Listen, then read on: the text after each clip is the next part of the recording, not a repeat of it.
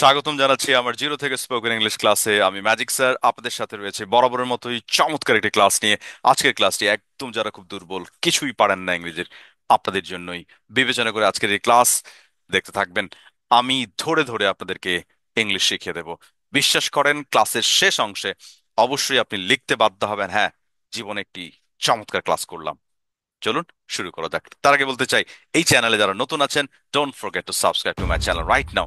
এক্ষুনি সাবস্ক্রাইব করে ফেলুন, নাহলে পরবর্তী ক্লাসগুলো কিন্তু মিস করে ফেলতে পারেন। আর যারা আমার সাথে অনলাইনে সপ্তাহে একদিন ফ্রি ক্লাস করতে চান, আমার একটি অ্যাপ আছে, প্লে স্টোরে গিয়ে সেটি ডাউনলোড করবেন, ম্যাজিক স্পোকেন অ্যাপ। ফ্রি একটি অ্যাকাউন্ট করবেন। শুক্রবার রাত 9টায়, প্রতি শুক্রবার রাত 9টায় আপনার সাথে ফ্রি ক্লাস হবে জুম অ্যাপের মাধ্যমে। আর যারা অনলাইনে আমার সাথে পেইড কোর্সে মাত্র 1550 টাকায় ক্লাস করতে চান, নাম্বার দিয়ে দিব। কথা না বাড়িয়ে চলেন আমরা শুরু করি। জিরো থেকে স্পোকেন ইংলিশ। দেখেন, প্রথমেই লিখেছি আমি, আমার, আমার বন্ধু, আমাকে। এগুলো কেন লিখলাম বা এগুলোর প্রয়োজনীয়তা কি? আমরা যখন ইংরেজি বলার কথা ভাবছি তখন কিন্তু আমাকে প্রথমে বাংলা ভাবতে হয়। আর বাংলা বাক্যগুলো সাধারণত এই যে আমি, আমার, আমার বন্ধু, আমাকে, যদি তুমি হয় তাহলে তুমি, তোমার, তোমার বন্ধু, তোমাকে, এইভাবে দিয়ে কিন্তু বাংলাটাগুলো শুরু হয়, যাকে ইংরেজিতে আমরা সাবজেক্ট বলি, বাংলায় কর্তা বলা হয়। তো ইংরেজি বাক্যের শুরুটা কিন্তু সাবজেক্ট বা এই কর্তাগুলো দিয়ে হয়, রাইট? সেজন্য আমাদের প্রথমেই এইগুলো জানতে হবে, যেহেতু আমরা একদম জিরো থেকে শুরু করতে যাচ্ছি। তাই এগুলোর একটু অর্থগুলো জেনে নিই। সহজ করে বলি, আপনার যখন আপনি হ্যাভ ব্যবহার করবেন, দেখেন, সেটা এবং হ্যাড ব্যবহার করবেন এবং শুড ব্যবহার করবেন, সাধারণত এই তিনটা আমার প্রকাশ করে। যেমন, খেয়াল করে দেখেন, আমার একটি কলম আছে, তাহলে আই হ্যাভ আ পেন। এখানে আমার, আই, মানে এখানে আই মানে হচ্ছে আমার। মূল বিষয় হচ্ছে, আমি বোঝানোর চেষ্টা করছি, কখন আই মানে আমি, কখন আই মানে আমার, কখন আই মানে আমাকে। এইটা আমরা অনেক সময় একটু কনফিউজড হয়ে যাই। তাই একটু সহজে প্রথমে বুঝাই ফেলি। তাহলে আমাকে কখন হবে আই সমান আমাকে? যখন এটা হ্যাভ টু ব্যবহার করে বাধ্যতামূলক কোনো কিছু প্রকাশ করবো। যেমন আমাকে যেতে হবে, এটার বাংলা অর্থ হচ্ছে আমাকে যেতে হবে। যখন বাধ্যতামূলক বোঝাবেন, তখন আমাকের ইংলিশ হচ্ছে আই। আর যখন আপনার কোনো কিছু আছে, ছিল বা উচিত, এই তিনটা বোঝাবে, আছে, ছিল বা উচিত। যেমন আই হ্যাভ, আমার আছে; আই হ্যাড, আমার ছিল; আই শুড, আমার উচিত। তাহলে এই তিনটা হ্যাভ, হ্যাড এবং শুড, তখন আই মানে হচ্ছে আমার, মানে আমার মানে আই। আমি মনে বুঝাতে পারছি। বাকি সবগুলোতেই দেখেন আমি সমান আই। তাহলে আয়ের অর্থ এখানে আমরা কয়টা পেলাম? তিনটা। একটা হচ্ছে আই মানে আমি, আই মানে আমার, আই মানে আবার আমাকে। আশা করি বুঝতে পেরেছেন। চলেন এবার আমরা এই যে বাক্যগুলোর নিচে আছে সেই বাক্যগুলোকে আমরা একটা চমৎকার প্রসেস, সেই প্রসেসে আমরা ইংলিশ করব এবং সেটা বলার চেষ্টা করব। এই জন্য আমাদের একটা ম্যাজিক ম্যাথ আপনাদের জানতে হবে। অলরেডি আপনারা জানেন, এই চ্যানেলে যারা ভিডিওস দেখেছেন, ডেফিনেটলি আপনারা আমার এই ম্যাজিক ম্যাথটা জানেন নিশ্চয়। ম্যাজিক ম্যাথটা হলো বাংলা বাক্যের প্রথম শব্দ কর্তা, এটাকে ইংরেজিতে কনভার্ট করতে হবে আগে। এরপরে শেষ শব্দ, বাংলার যে একটা বাক্য থাকে তার যে শেষে একটা শব্দ থাকে, সেই শব্দটাকে আপনাকে ইংরেজি করতে হবে এবং সেটা পাশাপাশি বসাইতে হবে। এবং ডান থেকে বামে বামে, বাংলা যে বাক্যটা উপরে থাকে সেটা ডান থেকে বামে আসতে হবে। অবশ্য যা যা থাকবে সেগুলো ডান থেকে বামে, আমি দেখিয়ে দিচ্ছি, তাহলে বুঝবেন। তবে আজকে আমরা এই যে দেখেন আমি যাই, এটাকে আমরা হুম খুব সহজে এবং একটা ডিফারেন্ট প্রসেসে শিখবো। চলেন, এখানে আমি যাই, এটা ছোট্ট একটা বাক্য, রাইট? এই বাক্যটা আমরা ইংলিশ করি। তাহলে আমি কি বলেছিলাম? আমার, আমার আছে, আমার ছিল, এসব তো নাই। তাহলে আমি ইংলিশ হচ্ছে আই। তাহলে আমি ইংলিশ কি? সহজে আমরা জানি, এখানে অতিরিক্ত কোনো কিছু বলার প্রয়োজন নেই বলে আমি মনে করছি। চলেন, তাহলে আমির ইংলিশ কি? আই। তাহলে আমি যাই, যাই ইংলিশ কি? গো। I go. খেয়াল করে দেখেন, আমি একটু বড় করে দিচ্ছি। আমি এখন বলছি, যারা আমাকে এতক্ষণ ধরে দেখছেন, নিশ্চয়ই আমার ক্লাস আপনার পছন্দ করেন। সাবস্ক্রাইব করতে ভুলবেন না কিন্তু, হ্যাঁ। কারণ পরের ক্লাসগুলো আরো চমৎকার হবে, যেহেতু জিরো থেকে শুরু করছে, আর অনেক চমৎকার ক্লাস আসবে। অবশ্যই সাবস্ক্রাইব করে রাখেন এখনই, এবং বেল বাটনটা চাপতে দিবেন। হ্যাঁ, সাবস্ক্রাইব করে একটা বেল বাটন আসবে, ওটা অল নোটিফিকেশন অলগুলো অন করে দেবেন, রাইট? তাহলে সঙ্গে সঙ্গে যখনই আমি নতুন ভিডিও দিব, সঙ্গে সঙ্গে পেয়ে যাবেন। তাহলে আমি যাই, ইংলিশ হচ্ছে আই গো। দেখেন, এখানে একটা মজার জিনিস আপনাদেরকে আমি শেখানোর জন্য আজকের এই চমৎকার জিনিসটা নিয়ে আসি। মজার জিনিস হচ্ছে কি, এই বাক্যটাতে যদি কোনো অতিরিক্ত এখন আরো একটা বাংলা শব্দ যুক্ত করতে চান, তাহলে কোথায় শব্দটা যুক্ত করবেন? আমির আগে, না যায়ের পরে, না আমি যায়ের মাঝখানে? হ্যাঁ, নিশ্চয়ই আপনারা জানেন, একটু লেখেন তো কোথায়। আমি এবং যায়ের মাঝখানে আপনাকে কি করতে হবে, একটা শব্দ দিতে হবে। তাহলে আমি যাই ইংলিশ হচ্ছে আই গো, রাইট? এখন এই আই গো এর পরে যদি এই বাক্যটাতে অতিরিক্ত কোনো ইংরেজি শব্দ আমরা দিতে চাই, তাহলে কি আই এবং গো এর মাঝখানে হবে না পরে হবে? অবশ্যই পরে হবে। দেখেন আপনাদের সহজে বোঝার জন্য আমি তিন এখানে ডট ডট চারটা দিয়েছি, এখানে চারটা দিয়েছি। দ্যাট মিন্স আপনি যদি প্রথম একটা বাংলা তার সাবজেক্ট এবং ভার্ব মানে কর্তা এবং ক্রিয়াটা বলে ফেলেন, যেমন আমি যাই, আপনি ছোট একটা জায়গা থেকে শুরু করেন, আমি যাই, ওকে, আই গো, এটা তো পারি, ওকে। তাহলে আমি যাই, আচ্ছা। এখন একটা শব্দ আমরা অতিরিক্ত যুক্ত করব, হ্যাঁ। আমি বাড়িতে যাই। দেখেন, এই বাড়িতে যাই, বাড়িতে, হুম। বাড়িতে না দিয়ে যদি সহজে বলি, অফিসে যাই, আমি অফিসে যাই। এই যে বাক্যটা যুক্ত, বাক্যে যে অতিরিক্ত আমরা একটা শব্দ যুক্ত করলাম, সেটা কোথায়? মাঝখানে ঢুকলো। কিন্তু ইংরেজিতে কোনটা কি হবে, এটা বাইরে আসবে, তাই না? আই গো এর বাইরে আসবে। এই একটা মজার জিনিস বোঝানোর জন্য আপনাদেরকে আজকে আমরা দিলাম। এখন দেখেন, এই অফিসে একার আছে না, অফিসে আমি এর আগে বলেছিলাম একার থাকলে প্রিপোজিশন দিতে হয়। আর টু এর পর সবসময় প্রিপোজিশন টুই, গো এর পর সবসময় প্রিপোজিশন টু হয়। এটা ইংরেজি গো এর পরে একটা প্রিপোজিশন লাগে, সেটা হচ্ছে টু, ম্যাক্সিমাম ক্ষেত্রেই হয়, ম্যাক্সিমাম ক্ষেত্রে, হ্যাঁ। তাহলে I go to office, I go to office, আমি অফিসে যাই। এখন এইখানে দেখেন, এই বাংলা বাক্যটাতে যদি আরো একটা আপনি অতিরিক্ত শব্দ বাংলা যুক্ত করছেন, কোথায় হবে? আমির পরে, না অফিসের পরে, না যায়ের পরে? কে বলতে পারবেন? লেখেন তো। ইংরেজি কিন্তু আপনার যাহা যুক্ত করবেন এটা কিন্তু ডানেই যাবে, কিন্তু বাংলাটা কোথায় যাবে? হ্যাঁ, বলে দেবো। এই যে, মনে রাখবেন, এটা সাবজেক্ট বা কর্তা যেটা, তারপরেই মানে ঠিক কর্তাটার পরেই দিতে হবে। হুম। তাহলে দেখেন, আমি অফিসে যাই, এখন অতিরিক্ত বলতে চাই আমি সকালে, সরি, ইংলিশ হয়ে গেছে, হ্যাঁ। আমি সকালে, সকালে অফিসে যাই। তাহলে আপনি এজ এ উইক লার্নার কিভাবে শুরু করবেন? প্রথমে আপনি যে কাজটা করে সাবজেক্টে বললেন আমি যাই, আই গো, এরপর একটা শব্দ আপনি অ্যাড করবেন, আমি অফিসে যাই, আই গো টু অফিস। এখানে অফিসে যাই আপনি টু দা অফিস দিলে বেটার হয়, কারণ অফিসটা আপনার নির্ধারিত, তাই দা দিয়ে দেবেন, I go to the office. কারণ এই এই অফিসটা আপনার নির্ধারিত, কারণ আপনি একটা অফিসেই যান, ওই জন্য দাটা দিয়ে দিবেন। তাহলে I go to the office, আমি অফিসে যাই। এরপর হচ্ছে বলছেন আমি সকালে অফিসে যাই, তাহলে I go to the office in the morning, in the morning. নিশ্চয়ই মনে হয় না কঠিন লাগছে? লাগলে বলবেন, আমি আরো সহজ করব। চাইলে এখন আপনি এই বাক্যটাকে আরো বড় করতে চান, হ্যাঁ, আমি সকালে অফিসে যাই, আপনি আরো একটা অতিরিক্ত শব্দ যুক্ত করছেন, কোথায় যুক্ত করবেন? অবশ্যই আমির পরে। তাহলে আমি প্রতিদিন, হ্যাঁ, এমন শব্দ দিবেন না যেটা এটার সাথে আবার যায় না, আপনার বাক্যটার সাথে মিলিয়ে শব্দটা যুক্ত করতে হবে। তাহলে আমি প্রতিদিন, আমি প্রতিদিন সকালে অফিস যাই, এই প্রতিদিনটা কোথায় আসবে এখন? ইংলিশ বাক্যের শেষে, রাইট? তাহলে এভরি ডে, এভরি ডে। দেখেন, আমরা চাইলে বাক্যটাকে এখানে ক্লোজ করে দিতে পারি, কারণ বাক্যটা খুব বড় করার দরকার নেই, মূল বিষয়গুলো চলে আসছে। তাহলে আমি প্রতিদিন সকালে অফিসে যাই, আমি প্রতিদিন সকালে অফিসে যাই। আমার মনে হয় আপনারা এটা বুঝেছেন। যদি বুঝে থাকেন, পরের বাক্যগুলো আমাদের নিয়ে যাওয়া খুব সহজ। আর যেটা আমি বলেছিলাম বাংলা ম্যাথ আমার যেটা, দেখেন ম্যাজিক ম্যাথ, সহজে বুঝাই দিই। আমি বলেছিলাম বাংলা বাক্যের প্রথম শব্দ তার ইংলিশ করতে হবে, শেষ শব্দ। এটা কিন্তু আমার একটা বিখ্যাত, হ্যাঁ, আপনার থিওরি, বাংলাদেশের মানুষের জন্য খুব সহজ, সবাই খুবই অ্যাপ্রিসিয়েট করেছেন। এবং ডান থেকে বামে দেখেন আমি, আমরা এটা একটু বুঝাই দিই। কিভাবে হলো, আমি আই, আমি যাই, ওই আগের কথাটাই আসলো, আমি গো, আই গো, হ্যাঁ, আমি যাই, আই গো। কোথায়? ডান থেকে বামে, এই যে ডান থেকে বামে, হ্যাঁ, অফিসে সকালে প্রতিদিন। তাহলে to the office in the morning everyday. বিখ্যাত আমার এই ম্যাথ। তবে আজকে যেহেতু আপনারা দুর্বল একেবারে, আমি এটা সাধারণত একটু যারা বোঝেন সরাসরি ওদেরকে প্রথম শব্দ শেষ শব্দ ডান থেকে বামে করাই, কিন্তু যেহেতু আপনারা দুর্বল, তাই আপনাদেরকে আমি ধরে ধরে একদম ভেঙে ভেঙে শেখাচ্ছি। চলেন পরের বাক্য। আমি খেলি, ইংলিশ কি? দ্রুত করে ফেলেন। হ্যাঁ হ্যাঁ, আমি খেলি, তাহলে আই প্লে। আমার মনে হয় না আর আপনাদের এটা কঠিন লাগবে, আই প্লে। এখন এই বাক্যটাতে যদি আপনি বাংলা আরো যুক্ত করতে চান তাহলে কি বলবেন?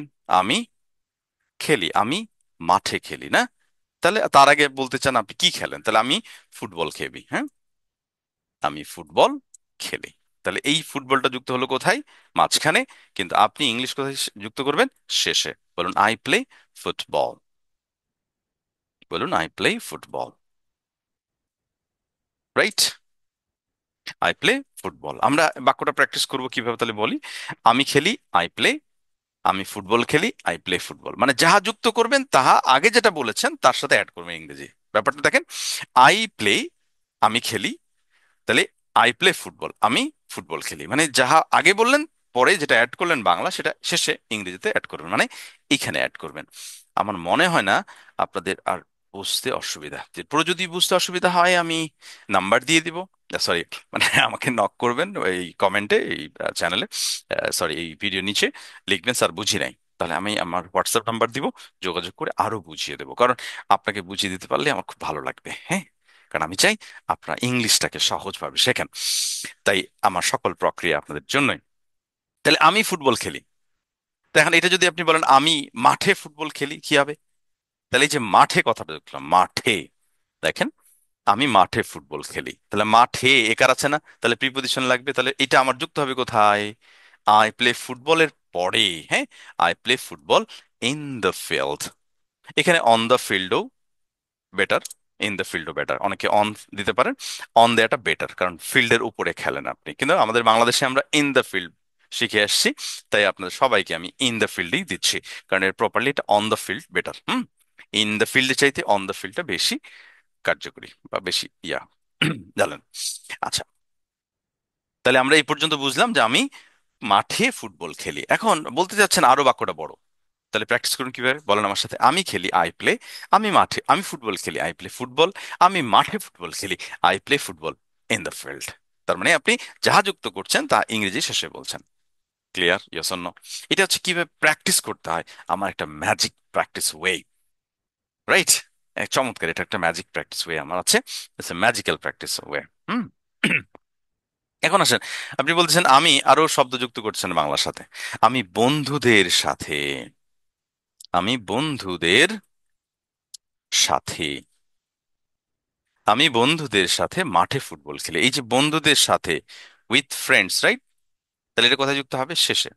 তাহলে I play football in the field with friends, right? এখন যদি আপনি এটা আরো যুক্ত করতে চান এই বাংলাটায়, যে আমি বিকেলে বন্ধুদের সাথে মাঠে ফুটবল খেলি, ধরেন বাক্যটা আবার দিচ্ছেন, আমি বিকেলে, দেখুন, বিকেলে বন্ধুর সাথে মাঠে ফুটবল খেলি, কি হবে? তাহলে এই যে বিকেলে কথাটা কোথায় যুক্ত করব এখন? একদম শেষে। আমি এখানে একটা কথা বলি, টাইম সবার শেষে হয়। যখনই আপনি একটা বাক্যে শান্ত টাইম দিয়ে ফেললেন আর বাক্যটাকে বড় করিয়েন না, তাহলে মানে বাক্যের যে যোগ্যতা সেটা অনেকটা অনেক সময় ঝামেলায় পড়ে যাবে। তাহলে I play football in the field with friends in the afternoon. বিকেলে ইংলিশ কি? In the afternoon. নিশ্চয়ই অনেক বড় বাক্য কিন্তু আমরা প্র্যাকটিস করলাম। ও, নুন বানানটা ভুল হলো না, ইন দ্য আফটারনুন। তাহলে I play football in the field with friends in the afternoon. Right? আশা করি বুঝতে পেরেছেন। চলেন আমরা নিচের গুলো দ্রুততার সহিত করি। বলেন আমার বন্ধু থাকে, কি হবে? আমার বন্ধু মাই ফ্রেন্ড। আমার বন্ধু ইংলিশ কি? My friend. থাকে, থাকে মানে হচ্ছে লিভ করে না, লিভস। কেন লিভস হলো? কেন লিভস হলো? মাই ফ্রেন্ড লিভস, আমার বন্ধু থাকে বা বাস করে। কারণ আমার বন্ধু একজন, তাই তার জন্য এস দিতে হবে। মনে রাখবেন, আই ইউ বাদে, আই ইউ বাদে, আই ইউ বাদে দুনিয়ার যত ওয়ান বোঝাবে ওর জন্য এস দিতে হবে সিম্পল সেন্টেন্সে। রাইট? এটা মনে রাখতে হবে। তাহলে মাই ফ্রেন্ড লিভস, আমার বন্ধু থাকে।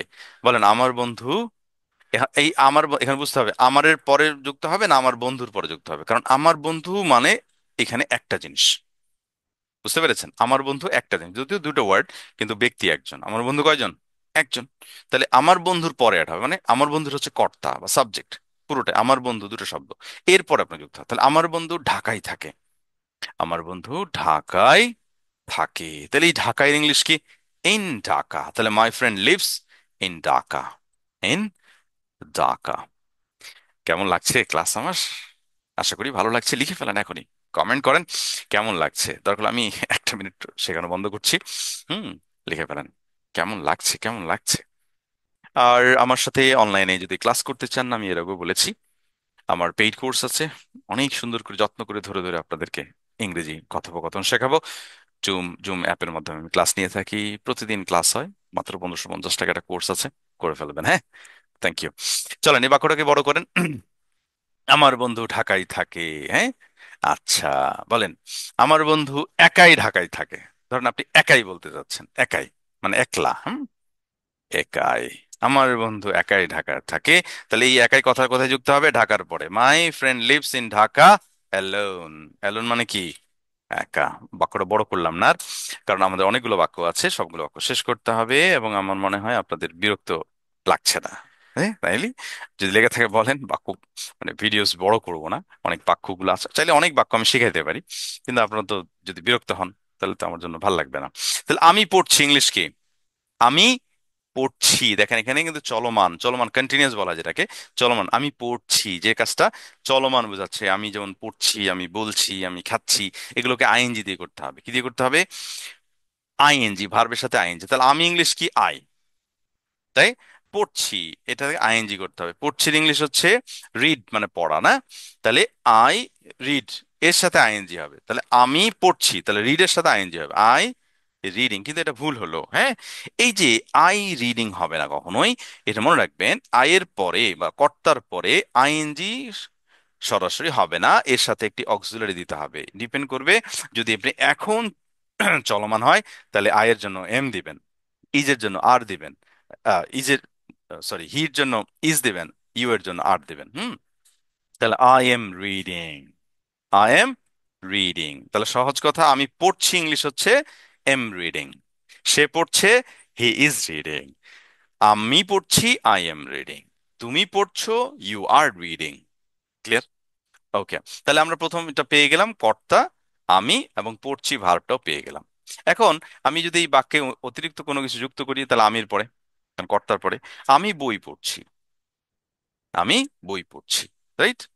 তাহলে আমি একটি বই পড়ছি, আমরা রাইট, একটি বই পড়ছি। তাহলে কি হবে? একটি বইয়ের ইংলিশ কি? আ বুক। আম রিডিং আ বুক, তাহলে আ বুক। রাইট? নিশ্চয়ই বুঝতেছেন যে ইংলিশটা শেষে বসবে আর বাক্যের মাঝখানে ঢুকবে। আচ্ছা, এখন বলছেন আমি একটি বই পড়ছি।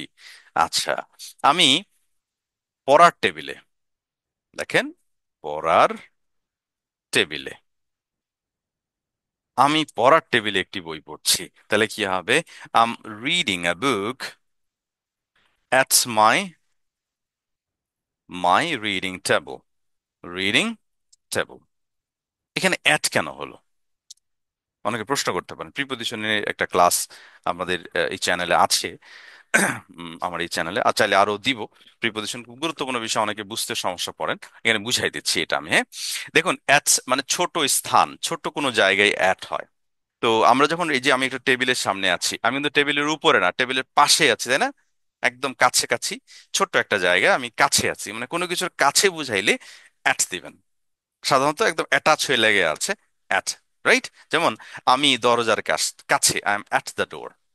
আমি দোকানে, তার মানে কি দোকানটা ধরেন সামনে আছে, এখানে দোকানটা, তার সামনে যে শাটারটা, শাটারের সামনে আমি দাঁড়ায় আছি, মানে দোকান একদম কাছে আছি, এখানে যেন অ্যাট হয়।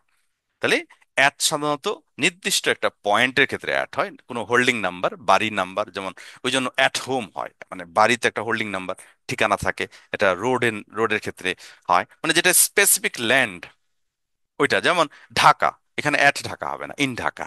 যে কোনো প্লেস যদি হয়, যে প্লেসটা সাধারণত বড় বা নির্দিষ্ট কোনো হোল্ডিং অ্যাড্রেস নেই, সেখানে আপনি অ্যাড দিতে পারবেন না। অ্যাড দিতে হবে নির্দিষ্ট হোল্ডিং নাম্বার, যেগুলোতে বোঝায়। হ্যাঁ, রাইট? আস্তে করে বুঝতে পেরেছেন। তাহলে I am reading a book at my reading table.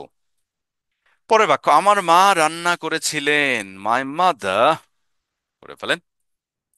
My mother, আমার মা রান্না করেছিলেন।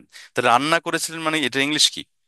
কুক মানে রান্না করা। এই যেহেতু অতীত শেখাচ্ছি, এটাকে অতীত বলে, কুকড করতে হবে। কুকড অতীত। অতীত মানে পাস্ট, যেটা পূর্বে করেছিলেন। আমার মা কুকড, মাই মাদার কুকড। হ্যাঁ, আজকে আমি এটা পাস্ট শেখাচ্ছি। তাহলে পাস্ট শেখার জন্য আপনাকে মনে রাখতে হবে যে বেস যে ভার্বটা থাকে কুক, এর সাথে হয় অ্যাড করতে হবে অথবা চেঞ্জ করতে হয় অনেক সময়। তাহলে এটার পাস্ট ফর্মটা জেনে নিতে হবে।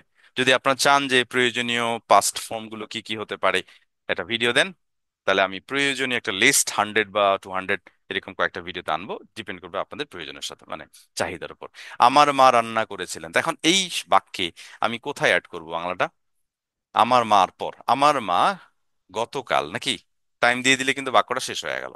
তাহলে আমার মা ভাত রান্না করেছিলেন, আমরা টাইমটা না দিয়ে আমরা আগে এটা কি রান্না করেছিলেন সেটা দিই। আমার মা ভাত রান্না করেছিলেন, তাই না? মাই মাদ, আচ্ছা কুক তো ভাতের সাথে যায় না। মাছ রান্না করেছিলেন ধরেন। তাহলে মাই মাদার কুকড ফিশ।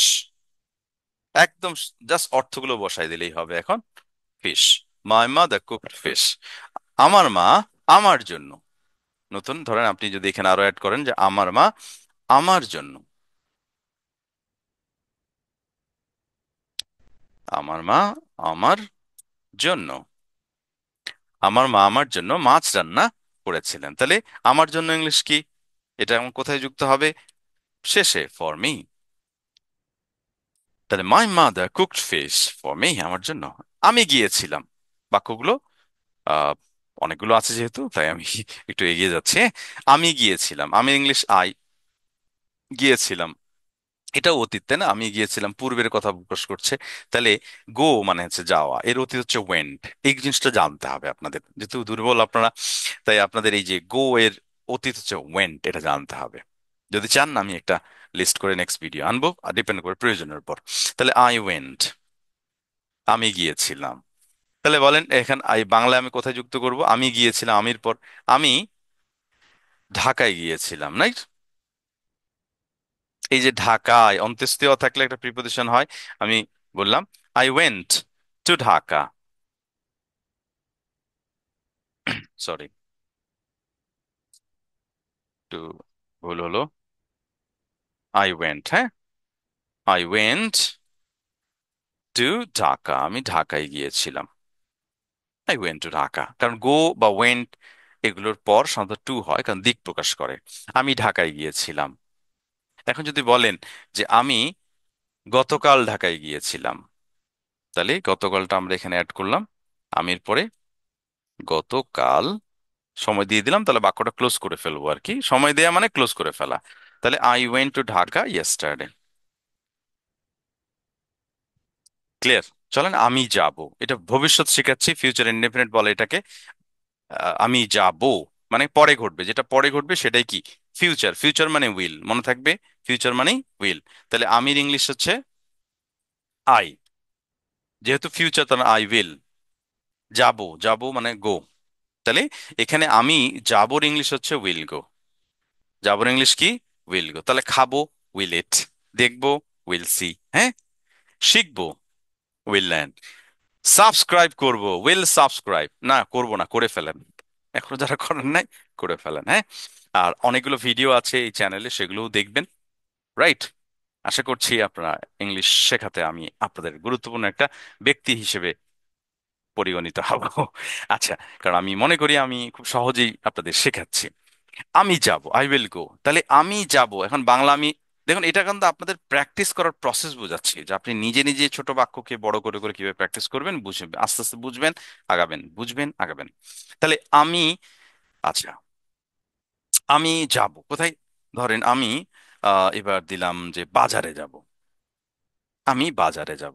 তাহলে এই বাজারে, এটা আমার কোথায় যুক্ত হবে? আই উইল গো, গো যেহেতু আছে তাহলে টু দিব, two the market. I'll go to the market, right? আমি মার্কেটে যাব। এখানে দা কেন হলো? অনেকে প্রশ্ন করবেন দা মার্কেট হলো কেন? শুধু মার্কেট দিলে তো হতো। যেহেতু আপনি সাধারণত একটি নির্দিষ্ট মার্কেটেই যান, আর দাটা নির্দিষ্ট কোনো কিছু প্রকাশে ব্যবহৃত হয়, কারণ আপনি যে মার্কেটে সাধারণত বাজার করেন সাধারণত সেই মার্কেটেই যান, রাইট? নাহলে তো অন্য মার্কেট বলতেন। আপনি যদি এমন হয় যে না, ভিন্ন একটা মার্কেটে যাবেন, তাহলে কিন্তু সেখানে আপনি বাজারে বলবেন না, বলবেন আমি অমুক বাজারে যাব। যেহেতু উল্লেখ করা হয়নি, তাই আপনার নির্দিষ্ট একটি বাজারেই আপনি যান। I will go to the market. আচ্ছা, আমি বাজারে যাব। এখন এখানে যদি আপনি আরো যুক্ত করতে চান, হ্যাঁ, আমি একটু পরে, একটু, এই একটু বানানটা কেন এরকম হয়ে গেল, জাস্ট এ মিনিট, হ্যাঁ, একটু, একটু পরে, একটু পরে টাইম দিয়ে দিলাম, মানে বাক্যটা শেষ করে ফেলছি, হ্যাঁ। একটু পরে, একটু পরে ইংলিশ কি? After a while. After a ওয়াইল, বা after a few moment, after a few moments, right? চলেন, একটু পরে, হ্যাঁ, আফটার আ ওয়াইল দিলে সবচেয়ে ভালো হয়। After a while, I will go to the market after a while. I will go to the market after a while, কিছুক্ষণ পর আমি মার্কেটে যাব। এবার আসেন, আমি পারি। আমি পারি ইংলিশ কি? বাক্যটাকে দিকে নিচে নিয়ে নি।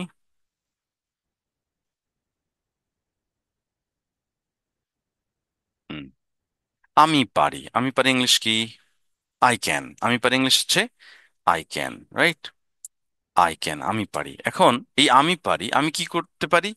আমি বলতে পারি, বলেন, বলতে পারি।